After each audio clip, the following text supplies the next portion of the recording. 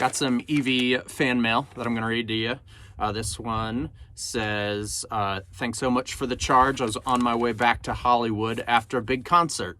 Signed, Lady G. Thanks so much, Lady G. Matthew, had to power up our speeder.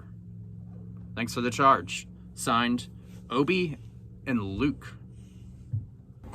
Matthew, thanks so much for filling in the rural EV charging network. Signed, Ilon. Ilon, I think that's how you say it. Ilon. E-L-O-N. Thanks, Ilon. You want me to go first? Okay. What do you want me to say?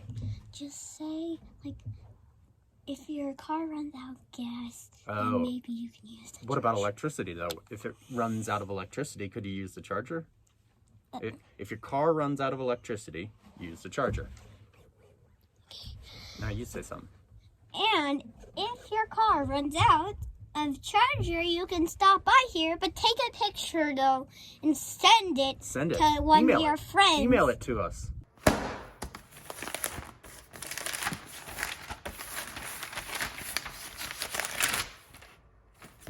Yeah, and, like, drop a note, or you could send it on a picture, and your friend could see it, and then you could stop by.